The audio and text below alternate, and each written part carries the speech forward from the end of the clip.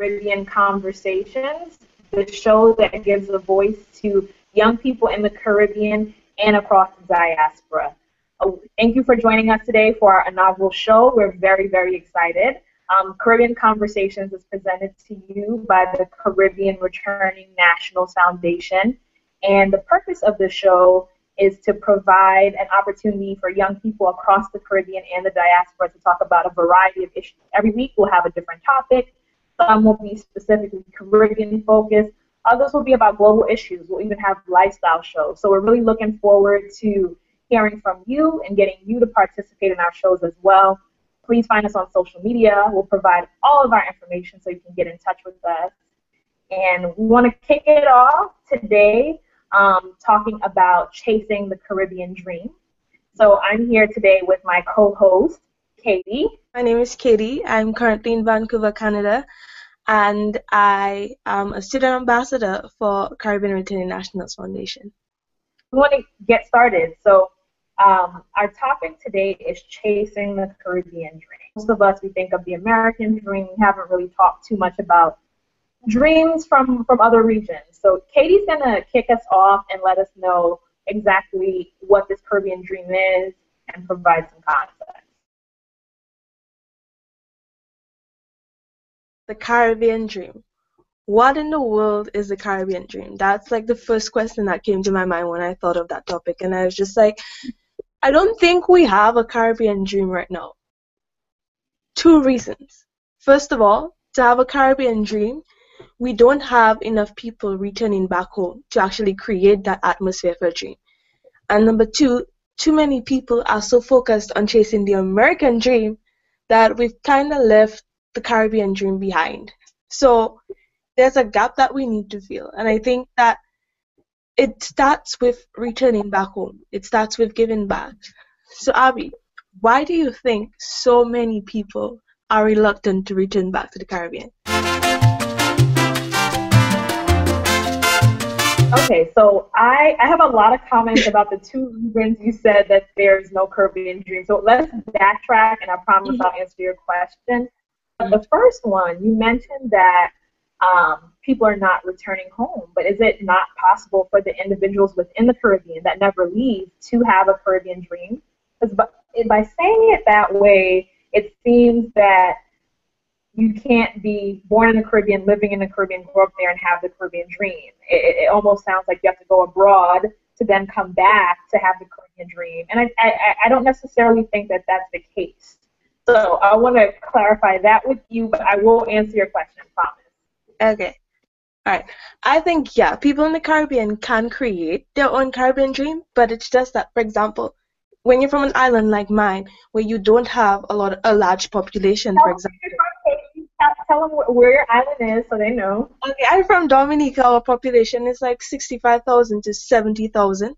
So a lot of people leave to go study overseas, study abroad, and most people don't want to return because, for example, if we look at it from an economical standpoint, right? You need to have a certain population for certain industries to grow. You know, you need to have enough people for, I guess, certain industries to thrive.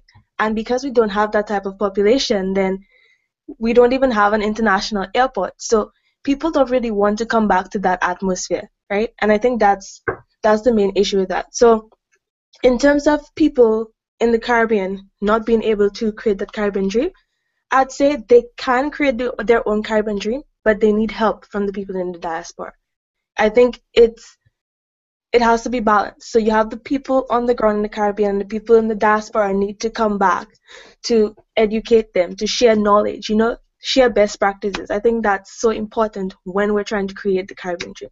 So yes, definitely people on the ground can create it, but we need helping hands too, and that's why I think it's important to return to Caribbean. Kaidie, you're giving me a lot to think about right now because I'm still kind of getting this sense that there is some sort of outside influence that is necessary to shape the Caribbean dream, what is going on in a place. And I'm not necessarily saying I disagree with that, but especially given all the tools and resources that are available now, the outside influence is here. I mean, here in the sense that it is already in the Caribbean in terms of whatever it is they can learn, they can get that online or from someplace else. That's not to say that people from the diaspora that want to go back to the Caribbean, yes, they bring new knowledge, they bring best practices, but those best practices are shaped globally, which is not bad because we're in a global society, so it's a good thing. But I do think that there's also some knowledge sharing too, because especially if you're first, second, third generation, there's a particular Caribbean context that you may not be familiar with because you haven't lived there, so you don't know about all the things that are there, what is available. So I think also for the people returning, they have to understand what is going on in the region to make the correct impact, meaning they have to work with people that have been there, that are there, that know exactly what's happening there to make the best decisions. And I feel like this conversation is so theoretical right now because we're not talking about specifics, but this is good. Maybe we're defining this Caribbean dream right now. So let's go back to your original question about why people don't return. For example, people like me who've lived in the Caribbean their whole life, and you live, I guess, 2 years, 3 years to study, and then you return back.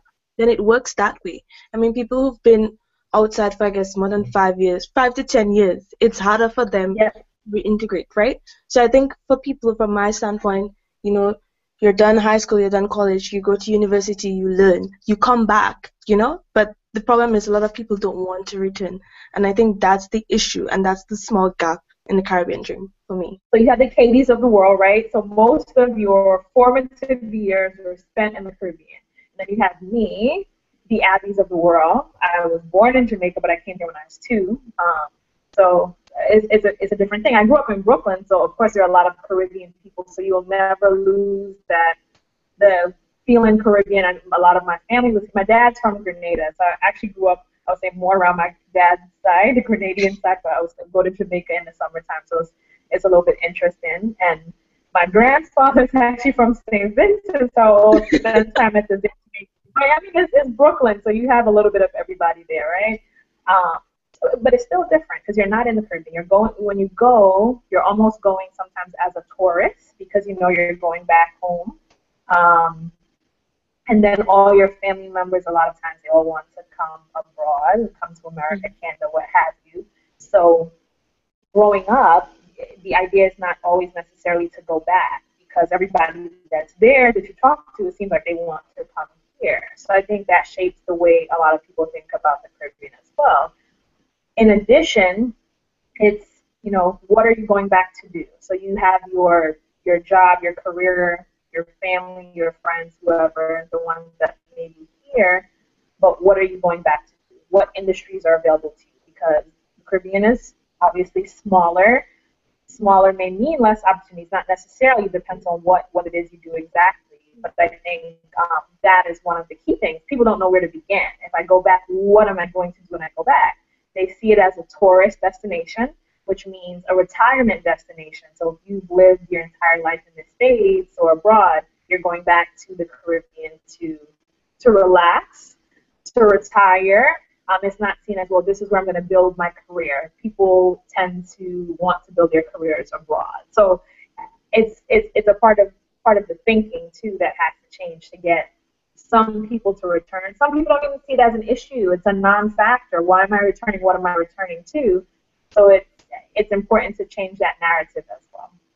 Yeah, I agree. I think, like, the problem begins with after you're done university, and I guess, you know, people in your country expect you to return back so you can bring some of that knowledge, bring some of that expertise, but then you stay wherever you studied and you build your family, you settle down, and then it's hard to leave that behind and actually return back home. So I think that's a good point as well. I think it's just about shaping the narrative behind the Caribbean dream and actually defining what it is before we can even move on to shape it as well, right? So I think there are just like so many, small particles to it that we have to just try to piece together. It's like a puzzle. It starts here. Even from what we're doing today, I think it shapes what people are going to think of the Caribbean. Because as you said before, people think of the Caribbean, oh my gosh, tourist destination, sun, sea, Exactly. and sand. They don't really think of industries or, companies and stuff like that. And it's kind of like, we want to have that idea about the Caribbean, but at the end of the day, we want to have something more. Because if people like me after they graduate want to return to the Caribbean, you need to give us something to return to. And I think that's where the Caribbean dream comes into play, personally. Absolutely. I mean, I would say the Caribbean dream, just fundamentally because of who Caribbean people are and the way the economy throughout most of the Caribbean is set up, is one of entrepreneurship, because everyone has to create their own. The industry may not be there, the job may not be there, so you have to find something, create your own thing to make it a possibility. So, I mean, I think that's fundamentally how the Caribbean has always been, how it will continue to be. So we have to create our own. Whatever that thing is, we have to find it ourselves. So sometimes it may not be there. We have to make it. And I think, like you said, that's why organizations like Caribbean Returning Nationals is very important, because it both helps people that want to return back to the Caribbean. It provides that sort of support system for them when they are there, and introduces them to potential opportunities in the Caribbean. And for someone like me, it's giving me an opportunity to give back, although I'm not physically there, but having discussions like this, or helping Caribbean young people find mentors or what have you, all that has been very positive for me to get my feet wet a little bit too. I would be interested in returning for sure, although it's been such a long time since I've never really lived there, although I did go back temporarily for kindergarten. I remember that very thoroughly. That was a very, very different classroom setting than my kindergarten class in Brooklyn. That kindergarten class in Kingston was one I will never forget, but maybe that's a different show. So yeah, we can talk about that at a different time. How do we engage with the diaspora? I would say stuff like this. For example, me being a part of this organization and find a way to connect home.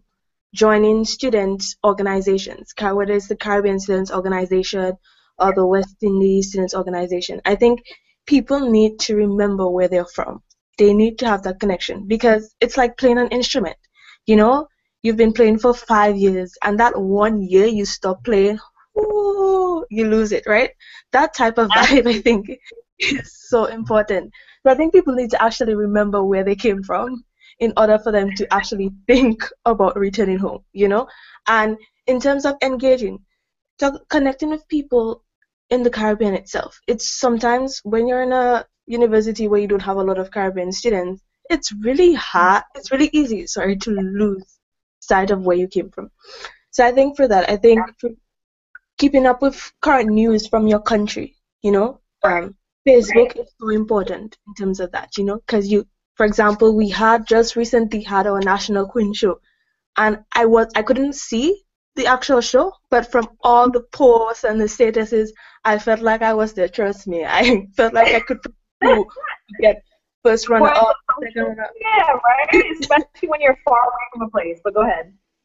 Yeah, and I think that's so important, because it shows you such a difference and such the spice people in the Caribbean have, and I think that's just so important. I 100% agree.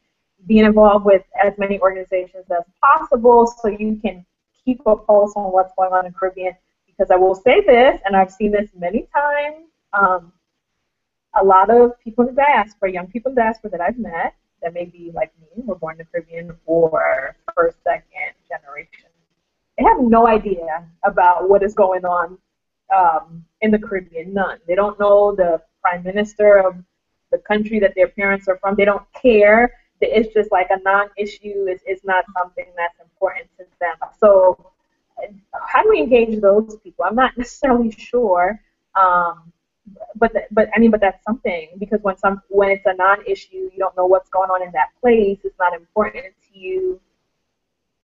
How do you get someone like that to not necessarily return, but care about what's happening in the Caribbean enough to maybe contribute to something that's beneficial to the region? because I'm not saying these people are heartless. They may donate to some other organizations, or they may be sponsoring a child in some other place, but they may not give too much thought to the Caribbean. So that's a particular demographic within the diaspora that we have to be cognizant of and figure out the best way to engage them. So that's one thing. Number two, when we talk about Caribbean organizations, particularly on college campuses, it's a very interesting issue because a lot of times there are multiple. There may be organizations that are specific to one country in the Caribbean, and there's oftentimes some drama between the various organizations. Well, we want to do something for our country. We want to do this. So oftentimes you don't really see a unified Caribbean organization, or there's some fractions within that organization. So, I mean, this is indicative of maybe greater issues within a lot of different communities. But another thing to be cognizant of as well, and then we look at places, I would say particularly in the UK, and all of you viewers, you will meet one of our contributors in the UK, so I'd love to ask her this question, but I mean, we can probably focus on this for a different show. But you'll have the African Caribbean Student Association in a lot of places. So it takes on both African nations and the Caribbean, which is not a bad thing. But there are all these different nuances, and once you go abroad, things are a little bit different. So the focus may be less Caribbean. The focus may be I'm an African American, I'm Black in the UK or whatever. So that may become the new identity. So you're not focused on what's happening in your parents' home country. So that's another thing, too, to be cognizant of when we talk about engaging the younger diaspora. How do they identify themselves? It may not be in a way that they would be interested in engaging with us, for example. That's a good point. And it's very hard, especially, as you said, for first generation and second generation individuals, right? Because honestly, it becomes a question of why should they care about the Caribbean in the first place, right? And I think it's very hard to break that barrier because you're in North America or UK or wherever you are, and things are good. Like there's this quote. It says, "If it ain't broke, don't fix it," right? And I think everyone, Kaidie's a poet. You may not know this, but she drops random quotes and poetry. You'll get to know her better as time goes on. But Kaidie's a very artistic character. Continue, Kaidie. But Abby, it's true. You know, I mean, things are great here. Why should you think about where you came from? I think for me personally, when I first came to Canada and people were talking about their backgrounds, they're like, yeah, my dad's German, my mom's, I guess, American, blah, blah, blah. And I'm just like, oh, I'm from the Caribbean. And, my parents are from the Caribbean too. And I think it's about just thinking about those backgrounds. People don't necessarily link themselves to one particular area. They'll just call themselves, I'm American, right? It's just, sticking with what's simple and not going to all these complex little structures around it. And I think, as you said, in terms of the organizations, like in my school, we have a Caribbean African Association. So there's not just one Caribbean Association. And I think it's important that within that organization, you still latch on to someone who's from the Caribbean, and y'all can still have those conversations and that dialogue, because it is going to be hard. And I think it's definitely harder for first generation, second generation individuals, because let me tell you, it is hard to leave the beautiful amenities you have in North America and think about going to the Caribbean. Because when you think about the Caribbean, you think about a vacation. You know what I mean? And it's about breaking that type of thinking and, thinking about, no, it's not just about vacations, because real people live there too, and there are industries there too, and that there's something we can possibly build there. And I'm not saying that everybody in the diaspora has to, hop on a flight and everybody go on, because, I don't think our airports can handle that right now. But it's just about... Okay, I mean, we may not have enough space, to be honest, especially with Jamaica. There are more Jamaicans living out, or people that identify themselves as Jamaican, living Girl, outside of Jamaica, in Jamaica. So, no, I'm serious. It becomes a capacity issue. Go ahead. yeah, you could have like a whole a country, an island itself just for the diaspora, honestly, and that would probably be like above 80,000 or so. But anyway, that's we'll just stick up. But No, it becomes interesting. It does, yeah. yeah, but really it's just about keeping them informed. And I think also it's on the part of the parents and the guardians to keep their children informed about the background, because we can't just put it on them themselves. Like if you have a child and you are of Caribbean descent, you need to tell your child about the people who have done great things in the Caribbean. They can't Right, just learn about American history or European history. They need to know about the Caribbean history. Why is the Caribbean so important? Because we're a mix of so many different races and we have our own unique community. And I think that gets lost so many times. And Oh, absolutely. when a child goes to school and a child says, I'm from the Caribbean, I have this descent, that descent, this descent, you're like a broth, You're spicy, yeah, some A fish. nice spicy broth. Which one is it? Yeah, A split pea soup? What is it? and the Caribbean is indeed a melting pot. I think our pot melting more than the pot in America, but that's just me. People just, we just have so much, so we're just so dynamic, and I think it's important to remember that. And in order to engage the people in the diaspora, we have to appeal to the emotions. What is so unique about you, and why is it so important Mhm. that you are from the Caribbean? What's so important about your Caribbean identity? And I think that's the only way we can engage. We can't say, hey, come help build your country by, building hospitals, building schools. No, that's not what we need people to come back to do. We need genuine people to come back to the Caribbean, not people who We need you don't to want to. care. Yeah, and that's it. If Absolutely. your heart is there, if your heart is right, come. Absolutely. And I think if we go back to talking about Caribbean returning nationals, the tagline is giving back both physically and virtually because we Hmm. care. Because we know not everyone can go back physically, but they can still engage and be involved in one capacity or another. So I think that's important to take note of as well. But I mean, one thing that you said that I feel like we absolutely have to come back to and have a show on is identity, because I mean that's tricky regardless of where you're from. But I'd like to hear from a lot of other people in our organization and outside. So I'm depending on you, viewers, if you want to get involved with this conversation. If you have questions, please let us know, because identity is a very, very interesting one. And you're right, particularly around the Caribbean. And I do hold parents accountable.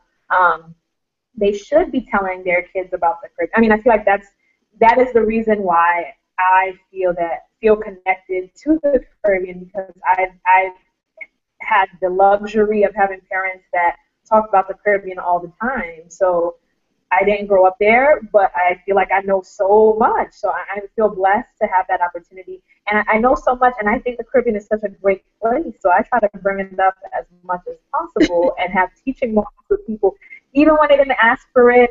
And yes, sometimes that gets me in trouble, but I don't care, because people need to know about the Caribbean and all the wonderful things there.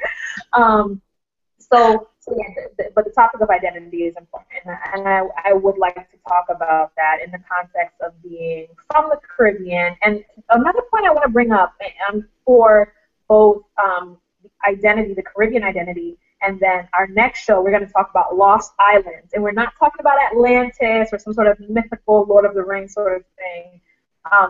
We're going to talk about islands that people don't typically think about or talk about when they're thinking about the Caribbean. So everyone knows Jamaica, Trinidad, Barbados, but there are so many islands in the Caribbean that people, I would say maybe in America, don't know about.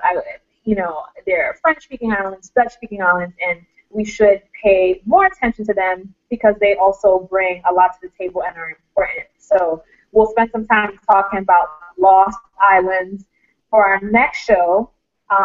In addition to that, though, Kaidie, with the Lost Islands, I feel that the English-speaking Caribbean sometimes does not engage the rest of the Caribbean that speaks other language, or maybe they're not engaged. I don't know who's not engaging whom, but that's a topic that we should talk about as well. Because I remember we got an email from a young woman. She was from the email was in Dutch. I think she was from Suriname, reaching out to us, and it was in Dutch, and we had to find somebody to translate, and she translated it into English. But I just think this is also an important thing to bring up too. So, honestly, it is important, and everyone should feel included. The language barrier should not present an issue. It often does, and not just in the Caribbean region. It's a global thing, but we should talk about that in the Caribbean context as well. So, Kaidie, Lost Islands, any thoughts on that? I mean, I know it's not next week yet, but you're from Dominica, and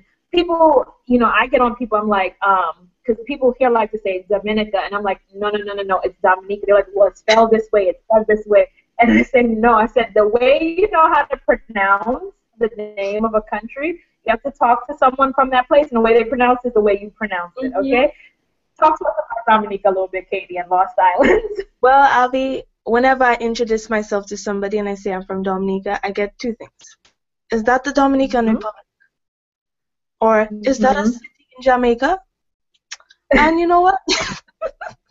I've even spoken to some people from the Caribbean, and they don't know where my country is. So I think that's essentially a problem we have to deal with in the Caribbean itself, where a lot of the small islands are not given as much attention. Okay, we may not be the home of soca and reggae and all these, other genres of music, but we do have something special to offer in terms of our culture. I mean, our language is unique in itself. French Creole, or patois. I think sometimes that gets left behind. And as someone from a small island, I can tell you, I've had it. I've had it with being left behind, and I think it's time that my little island gets a voice, and all the other little islands get a voice in the Caribbean region. Because, we have purpose, and I think our purpose is in the Caribbean. So stay tuned next week, because we'll be going in depth as to why these islands are so lost and what we can do to find them and bring them back above the surface. So stay tuned. All right. Thank you, everyone. Kaidie and I had so much fun today talking about the Caribbean dream, and we're going to talk about Lost Islands next week. Stay tuned. Like Kaidie said, follow us on social media. You'll find all of our information under the drop of this video. And we look forward to hearing from you. Thanks so much for joining. Bye.